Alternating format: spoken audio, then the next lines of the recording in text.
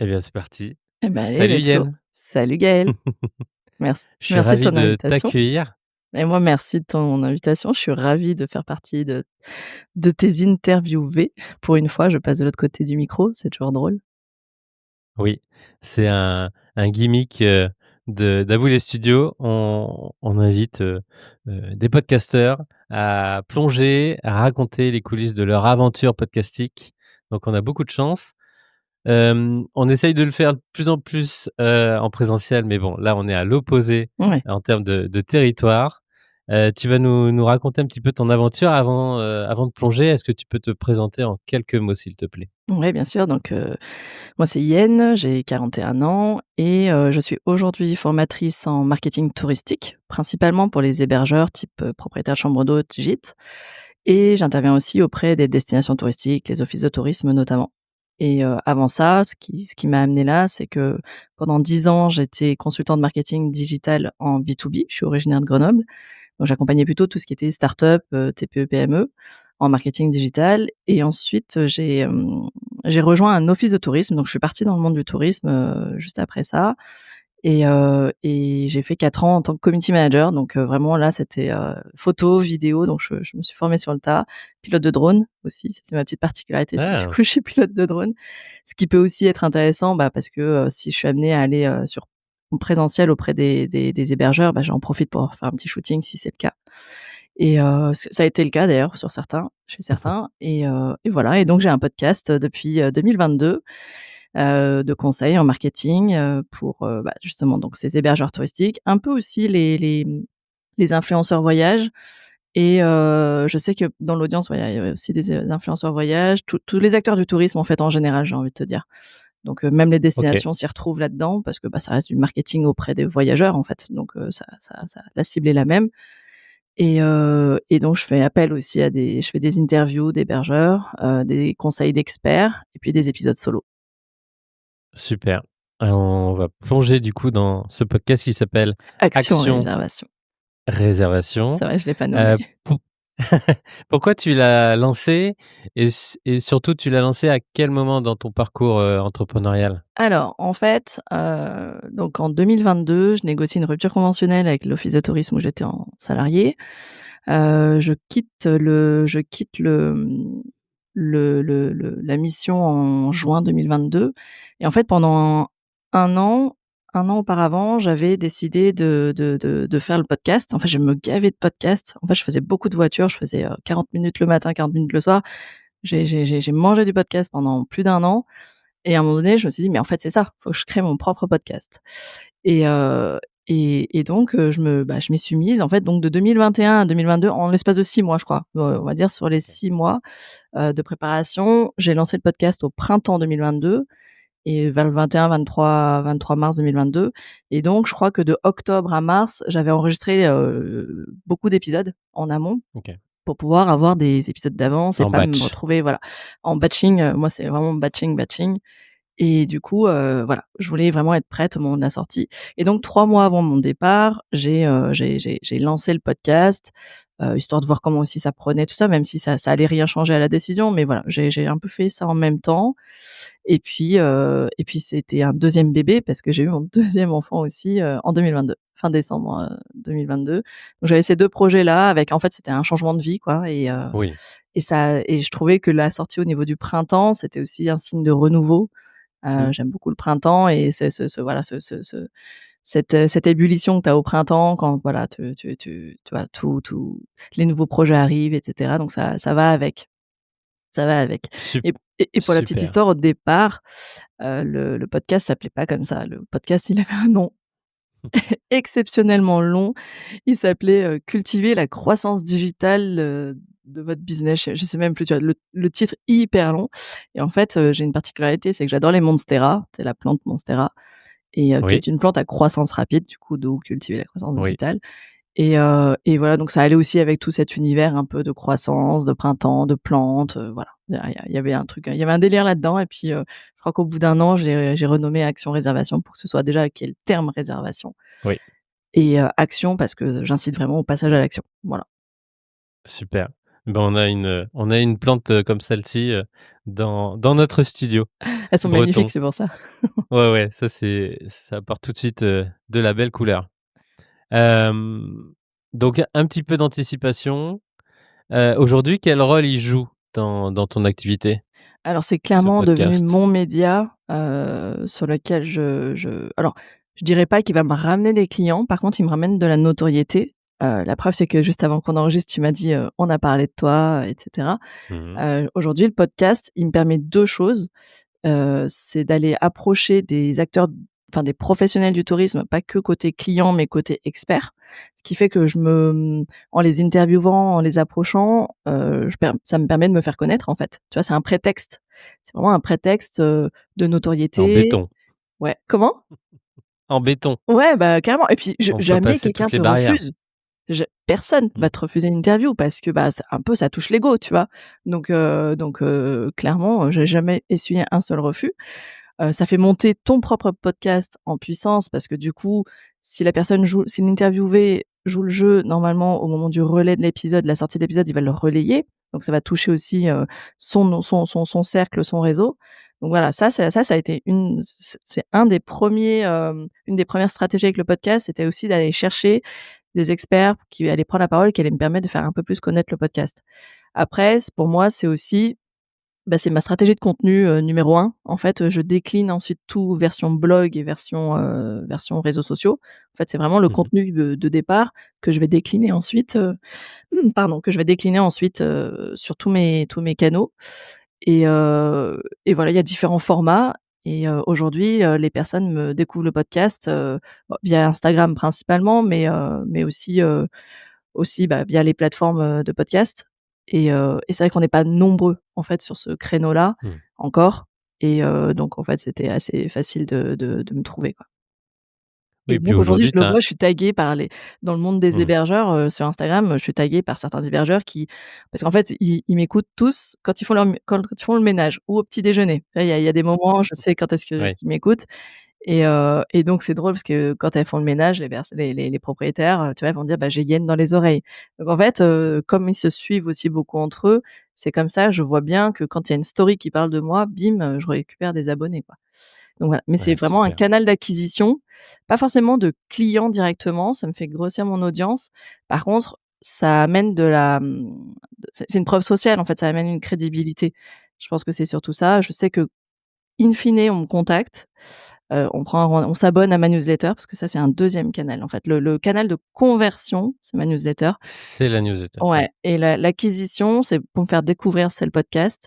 Au bout de quelques épisodes, on s'abonne à ma newsletter et la newsletter, elle génère vraiment après de la conversion, des demandes de rendez-vous et cetera. C'est plutôt ça le parcours, en fait. OK. Et tout de suite, si on suit, cet entonnoir, bah, il y a plus de question de: «Est-ce que je vais pouvoir travailler avec Yen?» Normalement, en fait, elle C'est me connaît. déjà réglé. Ouais, Voilà. exactement. En fait, il peut y avoir une hésitation sur le prix, sur ce que tu veux ou c'est pas Oui, encore le bon mais tu moment et gagnes cetera. beaucoup de temps. Mais par contre, voilà, au moment où elles viennent me voir et que c'est le bon moment pour elles, c'est qu'en fait, ça signe. Voilà, tu vois, il y a pas de on tergiverse pas, on fait un rendez-vous découverte. Après, je présente mon offre, je présente comment ça va se passer. J'envoie un devis et en fait, il est signé, quoi. Voilà. Bon, ça Génial. là, comme ça, on dirait que ça se fait ça comme ça tous les jours. Ça se fait pas comme ça tous les jours. Mais C'est pas tous néanmoins, les jours, mais mais né tu n'en as pas besoin mais je ne voilà, aussi. en fait, je prospecte pas, vraiment. Ouais, C'est quand même le podcast qui fait le gros job de la prospection aujourd'hui, ouais. génial. Et du coup, aujourd'hui, tu as un sacré catalogue parce que tu as Ouais. quand même un paquet d'épisodes. En fait, j'ai levé le pied cette année, mais pendant les 2 ou 3 premières années, les 3 premières saisons, c'était parce que là, je suis en train de finir la saison 4, la saison 5 démarre en septembre et en fait, j'ai sorti un épisode par semaine. Mmh. Ouais, Donc qui bon, vente, qui tout de pleuve, qui suite, neige, j'ai sorti un épisode par semaine les 3 premières années, génial. et parce que voilà, régularité, tout ce que j'écoutais dans les conseils, dans le milieu du podcast, c'était de vraiment être le plus régulier possible et puis je m'éclatais à faire ça et puis au moment où j'ai réussi, la première saison, aucune interview. Je voulais vraiment déjà, maîtriser un peu l'outil et quand la deuxième saison, j'ai, fait venir des invités, pardon. J'ai vu tout de suite que ça a changé et puis, il y a eu quelques têtes d'affiche qui m'ont fait, exploser, OK. et du coup, là, voilà, là, c'est devenu, une référence. Pour te donner un exemple, hein, ça reste encore l'épisode numéro 1 que j'ai enregistré je crois en 2023, avec, le CEO d'une solution, logicielle, ça s'appelle un channel manager pour les hébergeurs Oui. et c'est le numéro 1 si tu veux et donc Ouais. c'est le CEO qui vient, il parle de son produit donc tout le monde voit qui il est. Derrière, il relaie l'épisode dans sa newsletter auprès de 6 000 contacts. Bon, tu vois, ça là, il se passe quelque Ça chose, quoi. pèse. Ouais, voilà, là, il se passe quelque chose et c'est vrai que tu te dis: «OK, ton job maintenant, c'est aussi d'aller chercher des têtes d'affiche, en fait». Ouais. Voilà. Mmh. Donc je sais qu'il y a des formats d'épisodes qui marchent vraiment bien, voilà, c'est chouette et du coup, depuis, bah, j'alterne un peu. Quand je suis un peu à la bourre, ça va être des épisodes solo. Quand j'ai un peu de temps d'aller chercher des bons invités où j'ai bien anticipé, là, il va y avoir pas mal d'invités. Enfin voilà, j'alterne un peu entre les 2. Je m'adapte en fait en fonction de est-ce que j'ai eu du temps ou pas de préparation. OK et est-ce qu'il y a quelque chose que tu avais pas anticipé au début? Heu Entre guillemets, qu'est-ce qui a un petit peu foiré ou qu'est-ce que tu avais pas qu'est-ce qui était dans l'angle mort, quoi? je dirais c'est, la difficulté quand tu es sur un marché de niche, parce que ça reste quand même une niche, heu que, en fait, bah, ton podcast, il explose pas comme, tu sais, ceux que tu écoutes ou tu vois, qui les success stories que tu écoutes et Mmh. cetera. Ça, c'est dur parce que tu te dis, bah, tu as l'impression de stagner déjà et en fait, voilà. Oui, la première année, voilà, ça il y a une croissance, mais là, ça fait quelque temps, ça stagne. Mais parce qu'en fait, faut aussi se dire que, moi-même, tu vois, je vais binge écouter, des podcasts pendant une période, après ça s'arrête et il y en a d'autres qui arrivent. Tu vois, comme moi, je me mets sur d'autres podcasts et du moment que tu captes aussi ça, tu te dis en fait, il y a un renouvellement de ton audience et du coup, tu as l'impression parfois de redire la même chose, mais en fait, il vaut mieux parce qu'en fait, les nouveaux arrivants, tes nouveaux ces auditeurs, ils ont pas écouté, et puis ils vont pas se farcir les 170 épisodes que tu as déjà sortis, quoi. Certains oui, moi je suis un peu là, ce genre de psychopathe, mais mais les nouveaux, pas forcément. Donc en fait, bah, il y a des sujets qu'il faut, toujours revenir et c'est là où c'est un peu dur, c'est que tu as l'impression de faire une redite mais comme en marketing, on dit qu'il faut toujours répéter, du coup, je le fais. J'essaie de le trouver, de le dire différemment. À chaque épisode, je dis aussi, bah, ou dans la description, tu sais, je dis toujours sur le même sujet, il y avait cet Oui. épisode, donc je fais toujours des recos d'épisodes, dans la même thématique. Voilà. Après, là où la grosse difficulté que j'avais, c'est pas sur le montage ou le podcast, c'est la promotion du podcast. Là où effectivement, on va pas se mentir, c'est compliqué, quoi. Enfin, ça prend du temps et Mmh. toute la partie promo du podcast, c'est vraiment la partie que j'avais, sous-estimée, je pense, en fait. Alors que c'est celle que tu maîtrisais presque le mieux avant puisque c'est ce que tu faisais, Ouais, mais quand tu le fais pour les les autres, réseaux c'est pas sociaux, les pareil. choses comme ça. Ouais, Exactement. mais en fait, quand tu le fais pour les autres, et puis c'est pas ton bébé, tu vois? C'est pas pareil Mmh. et puis je me suis rendu compte aussi, c'est que ton oreille, ce que tu crois, percevoir, quand tu fais l'essai avec l'IA, tu vois? Quand tu prends la transcription et tu lui dis: «Bon alors sélectionne-moi les moments clés, et cetera», c'est pas du tout ce que tu vois? C'est pas les mêmes et c'est là où c'est perturbant. Tu dis, toi, tu crois que ton message que tu as réussi à faire passer, c'est celui-là et en fait, tu as une autre, interprétation et c'est intéressant, du Mmh. coup. Je le fais pas tout le temps, mais des fois, je me dis: «Est-ce que tu es pas en train, toi, de dire que c'est ça le message, mais c'est peut-être pas vraiment ça, en fait, à la fin». Voilà, donc des fois, je me laisse surprendre sur le fait que ce que je crois dire n'est pas forcément ce qui est perçu. Ouais. Tu vois? Il y a C'est certains toujours très messages intéressant de faire, un aller-retour ouais, et d'avoir soit un pair, une paire, ouais. pour, Ou alors, comprendre tout tu vois, ça. moi, ce que je fais, c'est comme je batch mes épisodes, au moment de en fait, je fais la promotion par contre, avant, je faisais toute la promo avant. C'est-à-dire que je faisais 4 épisodes et je préparais tous mes carousels, OK. tout et voilà, j'avais un mois d'avance, un mois d'avance. Aujourd'hui, je le fais moins parce que la promotion d'épisodes, au moment où je vais sortir l'épisode, bah, il peut s'être passé des trucs entre les tu vois?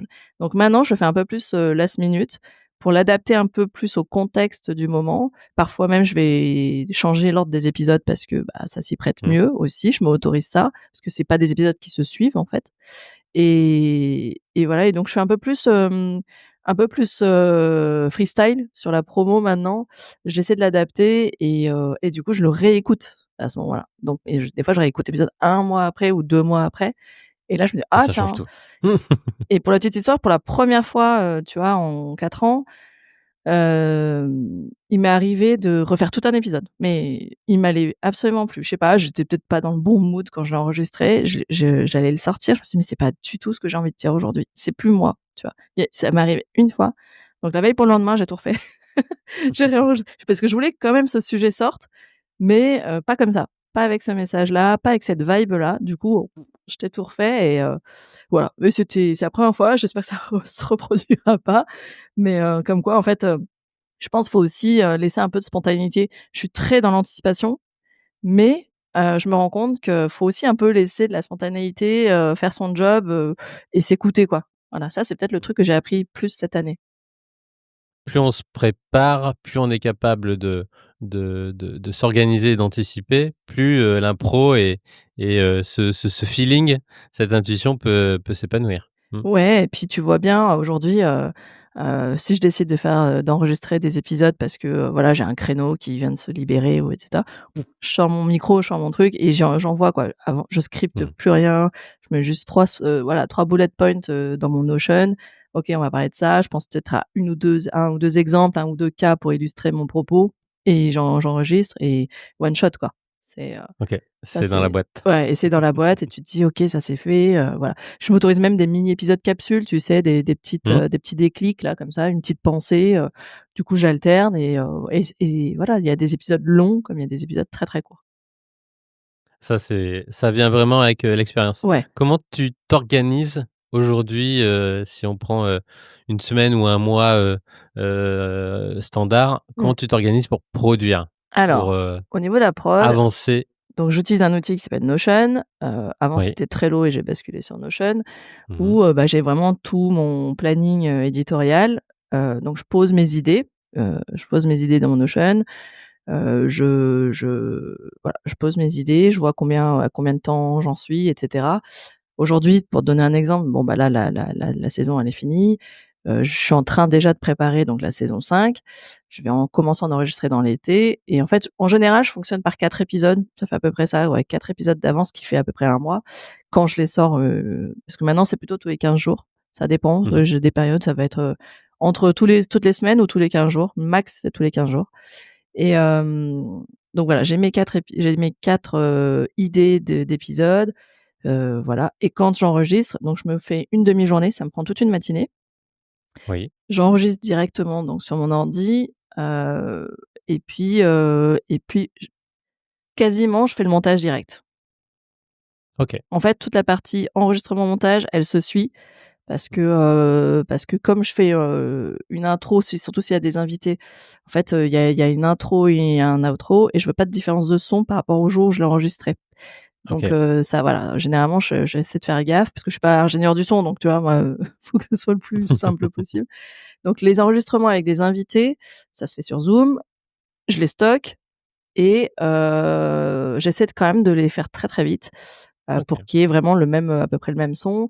Voilà, donc ça fait 4 épisodes, enchaînés, je les programme dans ensuite, donc ça fait une session où je réfléchis, une session, d'enregistrement montage et ensuite il y a la phase où je vais commencer à programmer la sortie des épisodes. Donc là, je vais les mettre déjà dans mon hébergeur donc Ocha pour moi. Donc Mmh. je les mets sur Ocha.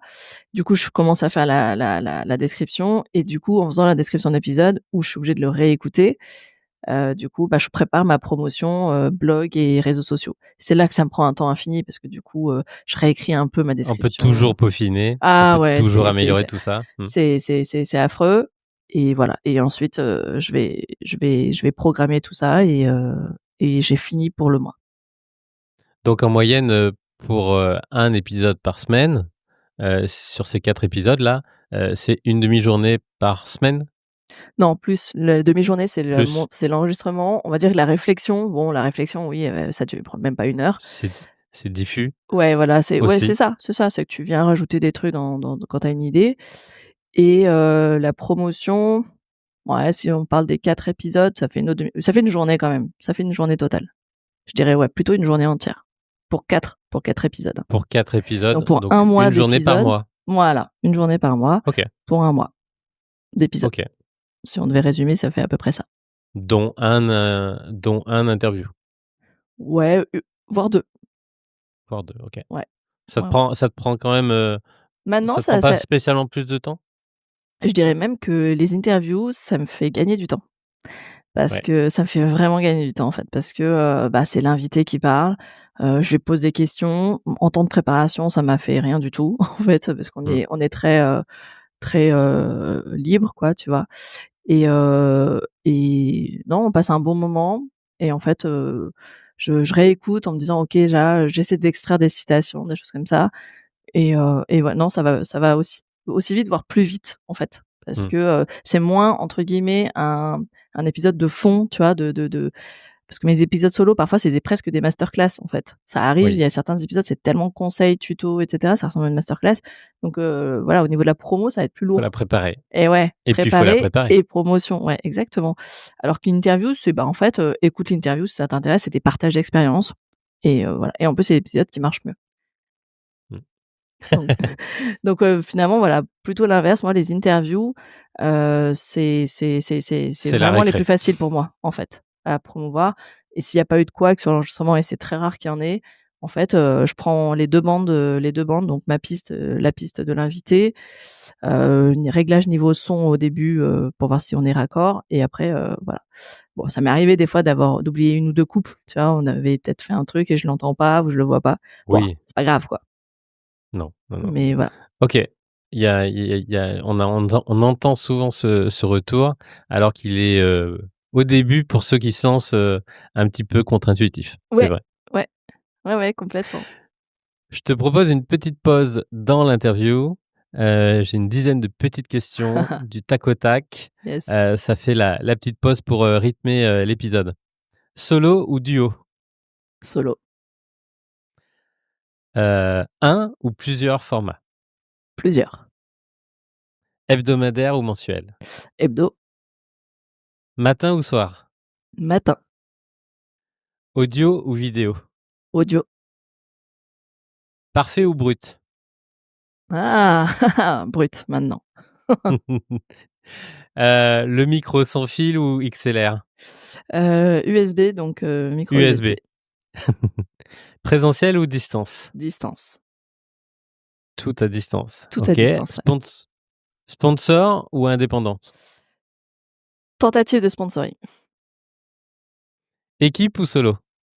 Solo. OK. Merci beaucoup.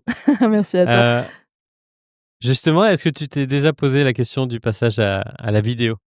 Ouais, ouais, ouais, effectivement, au départ, tu dis: «Bah, en fait, c'est un peu contradictoire de dire, on a, voilà, le podcast, en format vidéo et cetera». Alors ce que je fais, c'est que, je balance l'épisode sur YouTube, mais tu sais, ça fait les vagues là. Oui. C'est juste, l'épisode pour qu'il soit quand même trouvable sur YouTube. Mais Mmh. effectivement, je l'ai pas fait. Tu vois, comme toi, tu me dis que, voilà, tu enregistres et après tu vas poster des shorts. Ce serait super intéressant. Je pense que ça permettrait de gagner davantage, d'auditeurs, et puis de permettre au podcast de se faire plus connaître. Mais je me dis qu'en termes de gestion, ça va me faire trop. La vraie question que je me suis posée, c'est: est-ce que je sous-traite cette partie, tu sais, du moment du mont enfin toute la partie montage et cetera? J'ai déjà été approchée par, 1 ou 2 studios, qui voilà, qui m'ont proposé. Pour l'instant, j'avoue, j'ai pas passé le cap parce que, bah, le podcast, ouais, c'est pourtant je suis prévoyante, donc en fait, je pourrais ce serait hyper facile, tu vois, pour le podcast manager de récupérer mes trucs un mois d'avance, tu large, enfin, tu vois? Ça pourrait, mais c'est vrai que j'ai pas passé le truc parce que peut-être, le podcast, pour l'instant, je trouve qu'il me génère pas encore directement assez de cash, tu vois? Si demain je le sponsorisais, honnêtement, voilà, j'ai fait une première tentative de sponsoring. Je Bon, ça a été fait, mais ça a pas, je pense que j'ai pas fait ce qu'il fallait, je pense, pour aller en chercher d'autres, et en fait, j'ai pas pris le temps d'aller chercher d'autres sponsors, tout simplement. Mais je pense que si demain je trouvais un sponsor pour mon podcast, je prendrais cette recette et je la mettrais chez un podcast manager, clairement. OK. On De en reparlera. Ouais, avec plaisir, Je clairement. te je pousse vraiment, je te pousse et je t'invite, et j'invite également tout le monde à essayer de prendre ce temps pour chercher un sponsor. Parce que quand il y a un sponsor, si on fait ce choix, et si on le partage, en toute, transparence, pour moi, il y a aucun problème.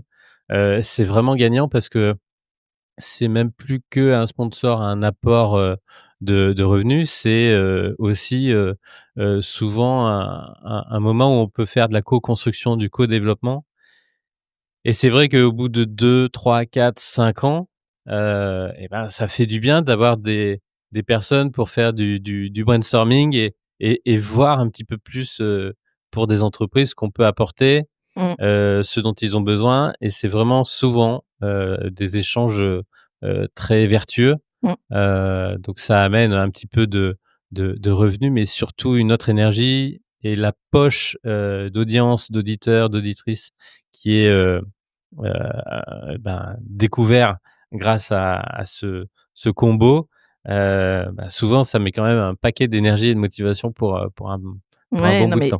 j'ai en tête, bah, ce fameux, CEO Mmh. que j'ai interviewé, clairement, je l'ai en tête. Je l'ai vraiment en tête, mais tu vois, je l'ai même pas fait.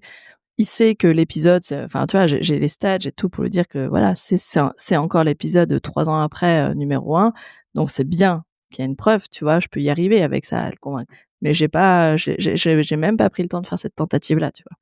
Donc Petit challenge pour la saison 5 alors. ouais, c'est vrai, c'est vrai. Qu'est-ce que ton podcast a changé dans ta manière de communiquer ou de vendre? Ça je me sens beaucoup plus légitime aujourd'hui, en fait, avec ce Mmh. podcast.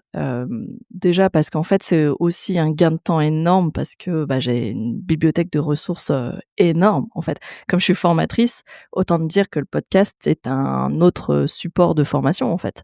Donc il y a mes interventions en formation, mais derrière, les participants en formation, ils ont une bibliothèque de ressources que j'ai compilé en plus, j'ai fait des playlists par thématique et cetera, Oui, donc je leur dis aussi, voilà, si tu veux, peaufiner ce sujet-là, va voir cette playlist-là. Donc en fait, ça vient, d'un point de vue formation et d'ailleurs, je l'ai pas dit, mais effectivement le podcast, je l'ai pas dit, il m'a pas ramené des clients directs. Par contre, il m'a permis d'être découverte par les organismes de formation chez qui je suis aujourd'hui intervenante. Donc c'est ah, en fait, c'est des clients, effectivement, quand même. oui. Tu vois, j'en ai trouvé. Et le fait d'avoir ce média-là, ça propose des ressources, donc encore une fois, ça vient aussi enrichir, Mmh. mon côté formatrice, en fait. Et ça, je sais qu'ils sont c'est assez apprécié. Derrière, j'ai fait des guides PDF où, tu le remplis avec, 1 ou 2 épisodes, tu vois? Je dis: «Tiens, écoute celui-ci, tu vois, ça va t'aider à le remplir» et cetera. Donc je les accompagne. En fait, je trouve que le podcast, ça permet aussi de poursuivre la formation et donc il y a quand même bah, de toute façon, c'est un podcast de conseil et un podcast assez pédagogique finalement.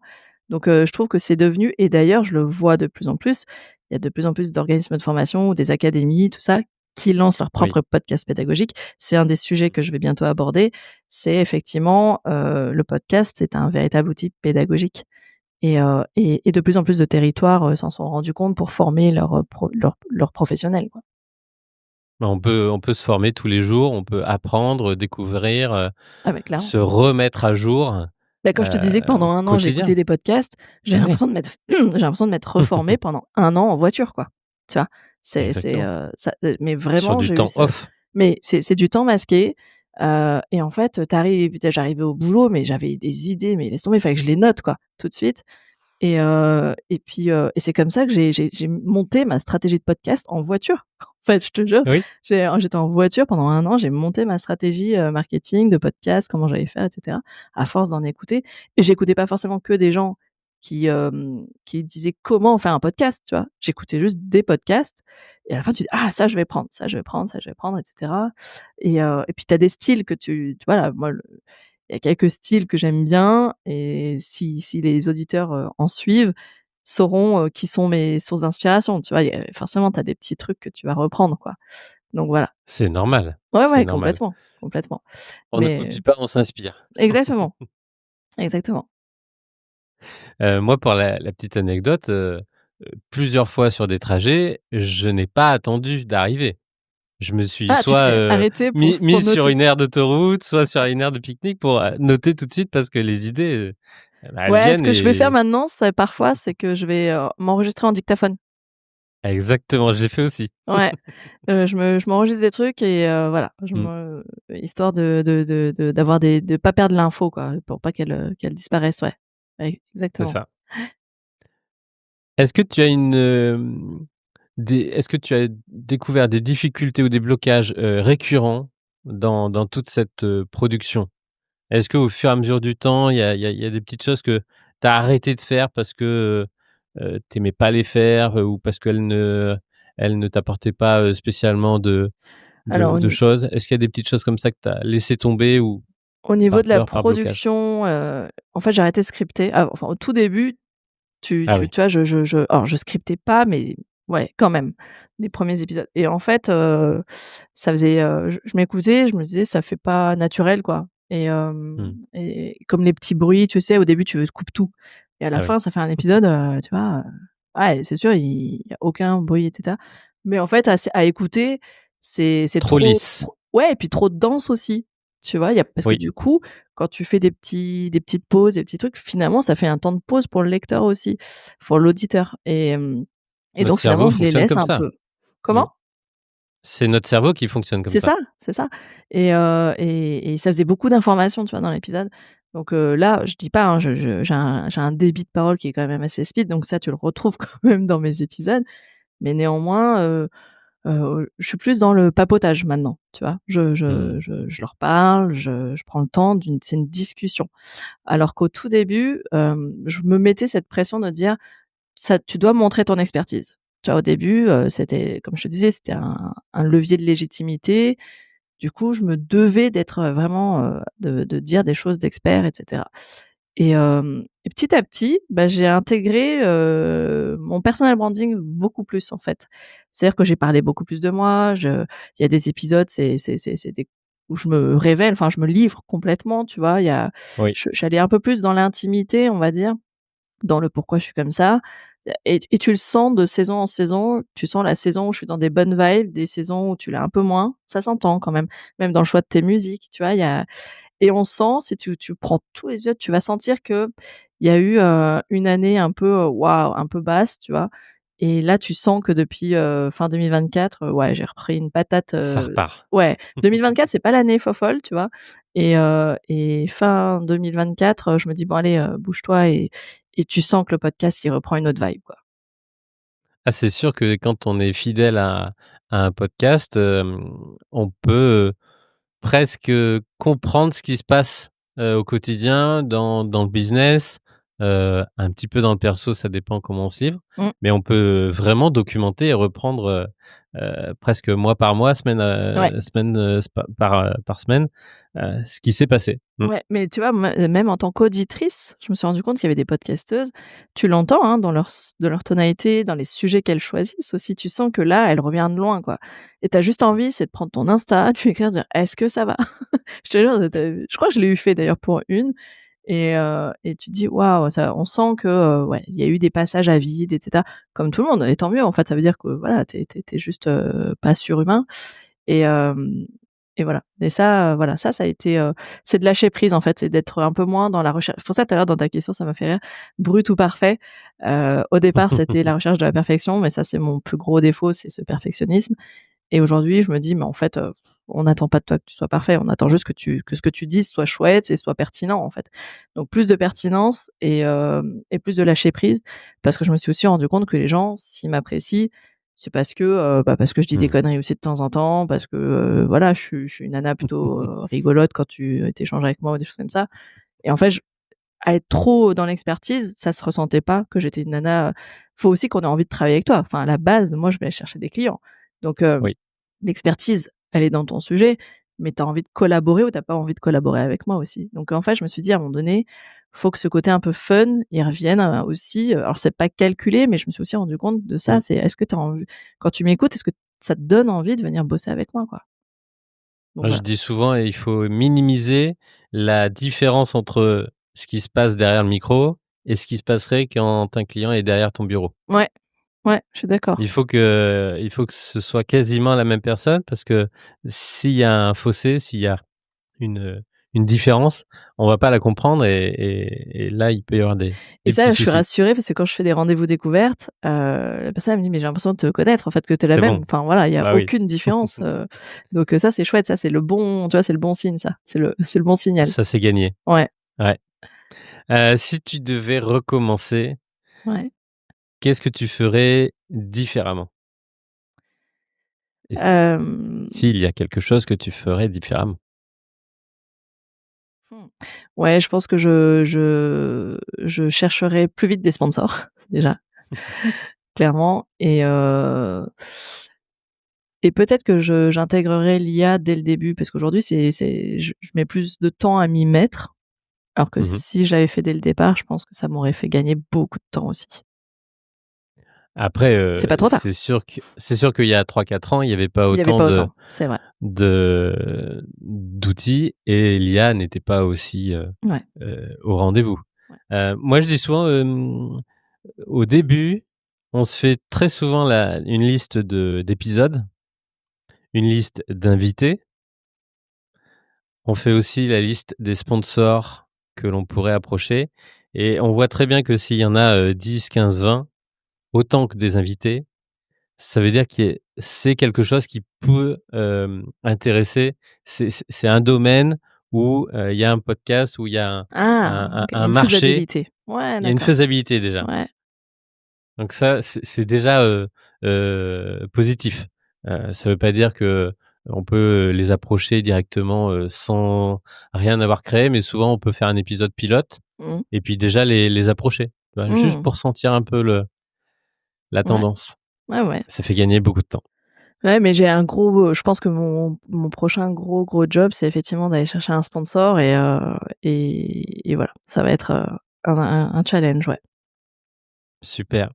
Est-ce que tu as, 2, 3, 4 recommandations de podcasts, Ah! que tu adores Ouais. et qu'on pourrait écouter Bah, ou c'est aller je pense que voir, tout le monde les connaît, c'est alors au dé les quand je me suis, préparé tout mon business, j'ai bouffé du Pauline Léniaud, heu, Ouais.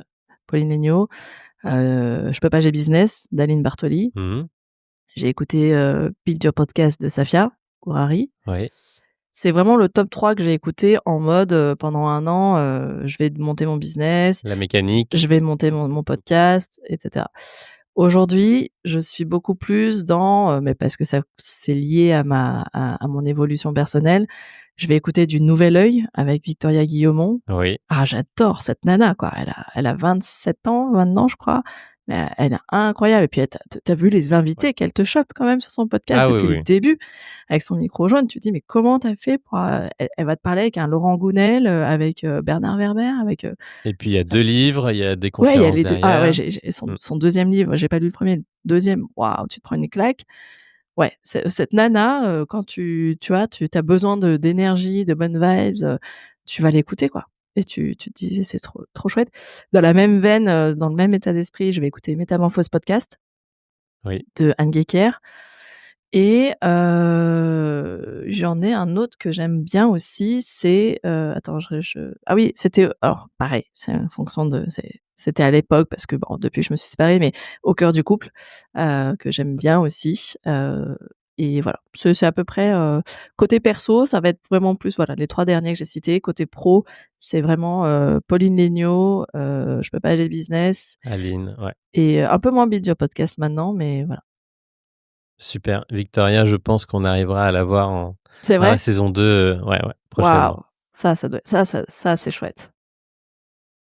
Ah, on adore, on adore. En même temps, voilà, c'est le podcast, c'est tellement égoïste au début C'est pour vrai? avoir cette possibilité, cette chance d'être avec, les personnes que l'on souhaite, Ouais, et les découvrir que faut c'est pas vrai. s'en priver. Ouais, ouais, c'est clair et puis, comme tu dis, en fait, faut oser, en fait, faut oser aller chercher des Mmh, invités parce que, parce qu'en fait, tu es pas à l'abri qu'ils disent, j'ai pas eu un seul refus, quoi. J'ai pas eu un seul refus, donc c'est chouette. bien sûr. Un grand, grand merci. Bah, merci à J'ai toi, vraiment Yael. adoré plonger dans tes coulisses, même à distance. Ouais, Je comprends un petit peu plus, comment tu opères et je vois que, bah, pour toi aussi le podcast, c'est positif. Ouais, c'est aujourd'hui, je si je dois f l si je dois lever le pied sur d'autres choses, ce sera pas le podcast, clairement. OK. C'est Mmh. c'est c'est c'est ce sera vraiment pas le podcast. Parce que ça reste un v c'est 4 ans plus tard, tu vois, c'est encore du plaisir, quoi. Je prends vraiment encore beaucoup de plaisir à enregistrer les épisodes. C'est pas une, tu vois, c'est pas une corvée, quoi. Génial. On invite tout le monde à écouter, ton podcast, à te Merci. rejoindre, quel est un petit peu le Et meilleur moyen ben, de plutôt de te Instagram et contacter? LinkedIn. Ouais, Ouais, c'est vraiment les 2 réseaux où j'échange le plus, avec tout le monde. C'est vraiment Instagram, LinkedIn et puis le podcast Action Réservation. merci beaucoup Yann. Merci à toi Gaël. Très bientôt. À bientôt.